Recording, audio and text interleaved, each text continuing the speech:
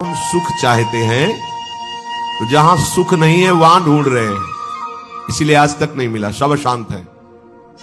आपको तो जो जो चीजें चाहिए, जो वस्तुएं, धन संपत्ति, पद की आकांक्षा रखते हैं, तो आपको लगता है अगर ये मिल जाते तो मैं सुखी हो जाता।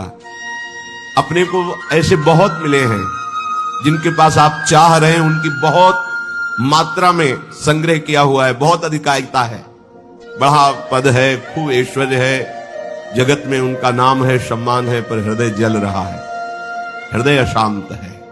क्यों? क्योंकि जहां शांति प्राप्त होती है वहां उनका संबंध ही नहीं है। अशांतस्य कुतः सुखम, जिसका चित्त अशांत है उसे सुख कैसा? ब्रह्म।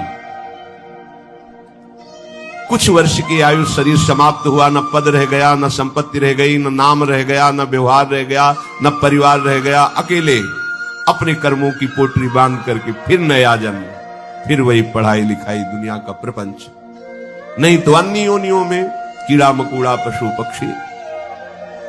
विश्राम कहां है? अध्यात्म योग में। श्री भगवान कह रहे निश्रेयसाय, मतलब दुखों का आत्यंतिक नाश, दुख का लेस नहीं जहां। अब अपने तो दुखालय में रह रहे हैं तो सुख को इसी में ढूंढ रहे हैं, तो हम समझते हैं कि अरबों खरबों रुपया मिल जाए, सुंदर सुंदर भोग सामग्री मिल जाए, मैं सुखी हो जाऊंगा। ऐसे अभी इसी भूमंडल पे हैं जिनको खुद पता नहीं कि मेरे पास कितनी धनराशि है, रोज नए नए भोग भोगते हैं, पर नींद नहीं आती, नींद की दवा लेना पड़ता है।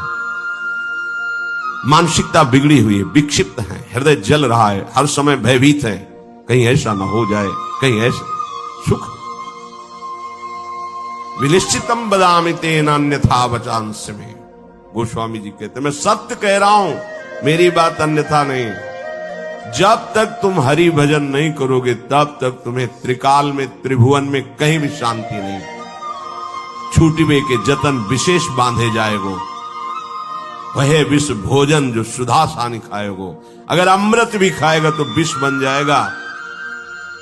हरि विमुखता में तुझे कहीं शांति नहीं मिलेगी। अगर हरि के सन्मुख हो तो विष भी अमृत हो जाए। गरल सुधा रिपु करहि मिताई, गोपद सिंधु अनल शीतला। आग शीतल चंदन की तरह हो जाएगी। समुद्र जो अथाह अगाध है वो गाय के खुर के गड्ढे के समान हो जाएगा। विष अमृत बन जाएगा। दुश्मन सब मित्र बन जाएंगे यदि हरि की कृपा हो जाए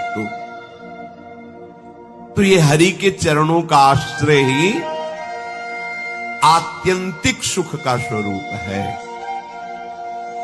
ये कैसे प्राप्त होता है?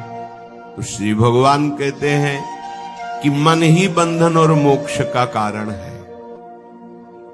ये जब किसी विषय का चिंतन करता है भोग भावना से, किसी व्यक्ति का चिंतन करता है राग या द्वेष से, तो ये बंधन का कारण बन जाता है। अगले जन्म की ये पूरी तैयारी करा देता है।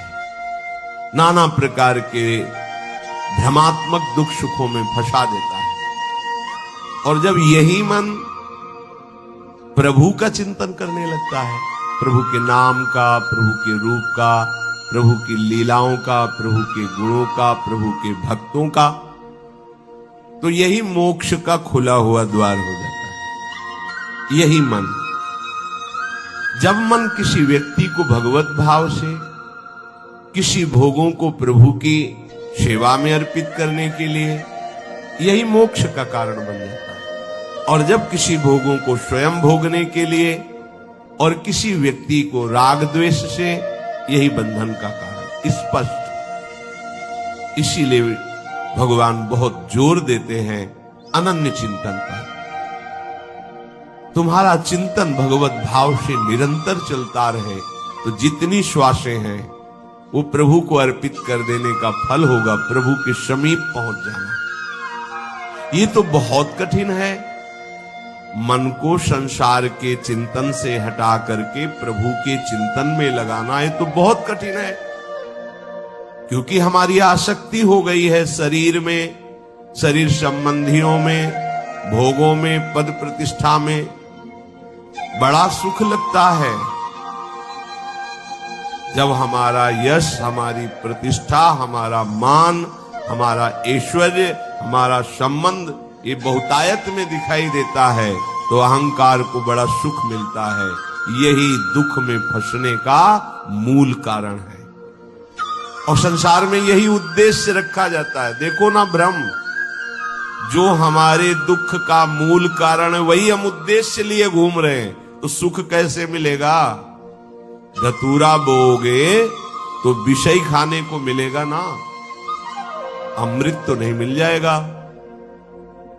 अगर धतूरे में एक जीवन नष्ट करने की सामर्थ्य है तो मान, प्रतिष्ठा, प्रशंसा, भोग, भावना ये कई जन्म नष्ट करने की सामर्थ्य रखता है।